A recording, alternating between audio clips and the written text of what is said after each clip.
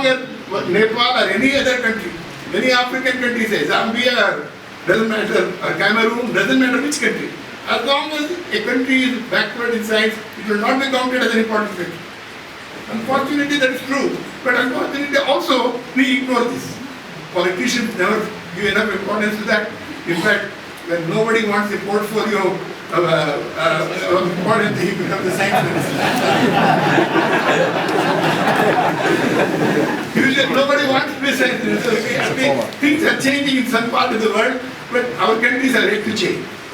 Well, there are changes. We have to do many things. First of all, of course, we have to do many things in education. We have to make sure that future generations of Nepal and India are well versed in science. They have to be given better opportunities. We have to invest more in science education. I hope you all know the country that is doing best in education is not United States, but Finland. I hope you all know that. Finland is rated as the best in school education. That to be a teacher in Finland is more difficult than becoming an administrative officer. In India, it is the other way around. Everyone wants to be an administrative officer, nobody wants to be a teacher. So the reason is, it's true in China, it is true everywhere else. But Finland has changed that order of things. So teaching, education, I think we have to pay more importance in countries like Nepal and even in India. Well, I would like to say a few things about countries like China, India and Japan for a minute. If you go to Japan, it's an amazing thing. First example. I just went there last week. I did give a major lecture in a big conference. The Ministry of Education and Science also spent some time with me. They are really worried. Japan is slowly dying. There are no people. Most of the universities in Japan have no students. They have opened an office in India now in Bangalore to attract Indian students to go for undergraduate courses in Japan. So Korea also has opened an office in Bangalore to attract Indian students to go to Japan. So their problem is different. Their problem is very severe actually. In fact, Japan in another 20 years will be short of teachers, nurses, doesn't matter which profession. They're all too old. They're very young Japanese. So that is one problem. Then China is not so bad. They have enough young people, but they have invested in a very huge set of universities. The Chinese Academy started its own university called University of Science and Technology. It already has 40,000 students. But my friend is now the president of the Chinese Academy, Nepal. He is doing a lot of things. China is investing in a huge, exact contrast to Japan, where if I go to Institute of Chemistry in Beijing, where I got an award from the Chinese Academy last year. I went to give a lecture. I just made a mistake asking how many PhD students are working here. Well, only 1,600. I went to give a lecture in Jilin, Changchun, the university. And in the chemistry department and physics department, where I gave lectures, they said, we have 250 professors in physics, and there are 700 PhDs. Every number is so large. It is mind-boggling. I hope you know that they are now producing the largest number of science and engineering graduates in the world, larger than any other country. They are producing about 60,000 PhDs per year. They have just graduated to 20,000. America last year produced 23,000. Next year on, or 2 years from now, China will produce more PhDs than the United States. In terms of scientific publications, America always published 16.5% of the world literature in science. And China and India were about 2.5% 10 years ago. China has now reached almost 14.5%. China will beat the United States in the quantity of research in about 2 years. And India, we are still about 2.5%. We are flat. But I'm not worried about India being low in quantity. I think the real problem is quality. China's problem is that. China has to improve its quality of science. There are tons and tons of work coming. But quality, well, I'm not sure. They have to do a lot of things. The reason I give you three stories is there are examples for it. We in India or in Japan, we have to think about them. Why is it? China is investing so much, Japan has no students. India is, of course, doing many things. One of the concerns that we have in India is, with all the investment we have made in India, with all the encouragement the government has given for central institutions like IITs, how come we don't have an MIT in India? Equivalent of an MIT or a Caltech University of California, Berkeley, or Cambridge University. One or two of our institutions in India must be like that. It is not. In fact, our present Prime Minister, our present President, Pranab Mukherjee, in fact, keeps on talking about it all the time. So high time, India has institutions as good as the best in the world. We don't have. China has the same problem. There is no Chinese university which can say they are equivalent to Harvard University or equivalent to Berkeley, California. So we have now problems in China and India of a different kind, where we have to make our institution much more competitive, much more purposeful, much more quality conscious. The reason I give you this is these are lessons available even to Nepal. Nepal, you have to do many things. I think from the beginning, please worry about quality. Don't just worry about quantity. Quantity is very easy. It's not 100 colleges, 100 schools, but they're all third grade. There's no point. So if you have to do something with quality.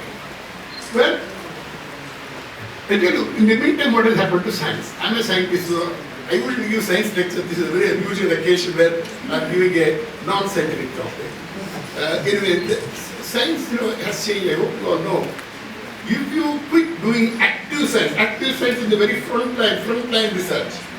So 2 years you live and go away somewhere and come back, you will not understand what is happening. The rate at which science is progressing today, the last 10 to 15 years, is unbelievable. This is like the famous future shock of Alvin Toffler. Remember in future shock, right? The rate of change of acceleration. Acceleration is already second derivative. Rate of change of acceleration is so great that you can never get used to the changes in society. Exactly what is happening in science. The rate of change of acceleration in science is enormous. So to catch up is very difficult. And this is a problem Nepal will face. We in India are also facing, we are trying our best. How to keep up with the latest advances in science? How to keep up with the rest of the world? There is no point doing second-rate science, already I told you. So if you want to do first-rate science, first-rate education, we have to make a lot of effort. And I really wish Nepal lots of luck in this, and lot of help people like me can give, or our institution can give, will give, but we have a lot to do in this area. Where first in education, try to see the highest quality of education is available to our children in schools and then in colleges. And no point having a second-rate university, second-rate school anymore, because those graduates will have no place in this world of science anymore. So that is one thing. Well, I said science has changed. Let me tell you one example. For 20 years ago, or 15 years ago, nanoscience and technology became very important. I was working in nanoscience and technology even before it became popular. In fact, I remember for 30 years ago, 25 years ago, I sent a major paper to the Journal of American Chemical Society saying about nano something, about nanoparticles of gold doing something. And the editor said, Professor Rao, why do you want to use this nano? Remove that word. But then it was not popular. Of course, everybody does nanoscience. Okay, When you go to the nanoscience is very popular. But look at the way it has happened in 20 years, the way subject has developed. I don't know if you know that. I can give you a long lecture on that. In fact, I was in Israel some time ago to give a talk. They have prepared a nano nose which can smell. What is it can smell? I hope you all know. We breathe in and breathe out. When we breathe out many molecules. Millions of molecules come out of our nose. And everybody breathes the same molecule. Not interesting.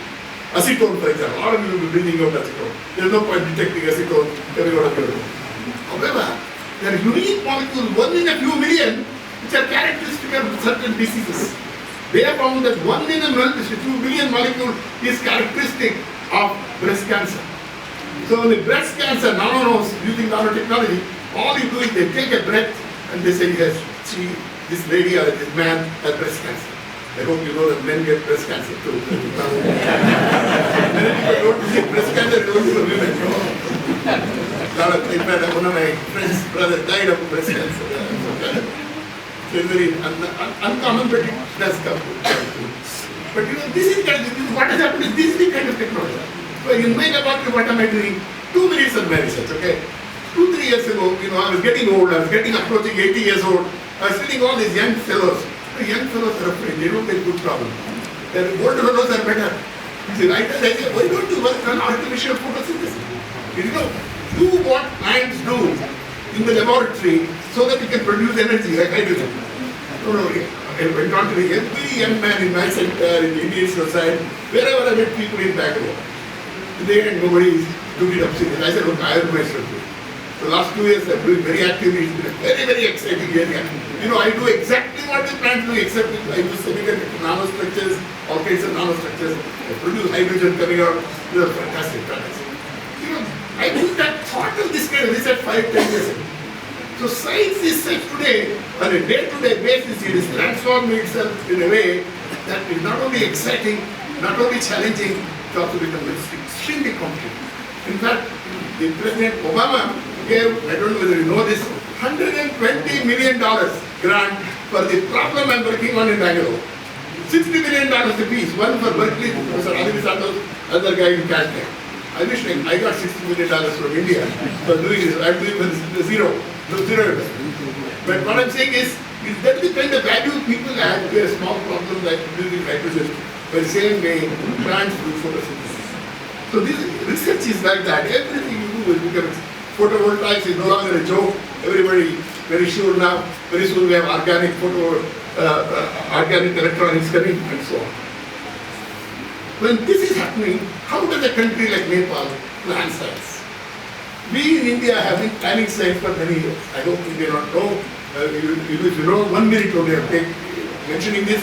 When Indira Gandhi was Prime Minister, she for the first time had a very wonderful Minister for Science, C. Subramanian, meantime. He was also a Bharat Ratna. When C. Subramanian became Minister and he was the Chairman, he appointed a 9-member committee called National Committee for Science and Technology. I was one of them. I was a very young man then. I was only 37 years old, 1979. My God, we worked with actual plants in every sector, whether it is railways, whether it is coal, whether it is petroleum industry, whether it is science education, every activity with detailed analysis of what exactly should India do in each sector came out to the committee. Some of them were followed, some were not followed. The point was with an extraordinary exercise that India did at that time. This was in 1971 to 74. How come science and technology have become the monopoly of the advanced countries? How is it that all the science is done in Europe and America and a few countries and very little say in the developing world at that time when India was not doing so well? China was not doing well. So the entire concern was science is the monopoly of a few countries. But the majority of the population in the world lives outside those countries. Advanced countries don't have the population. The population of the world, even today, is in Asia, China, India, rest of other countries in Asia will account for a large percentage of the world.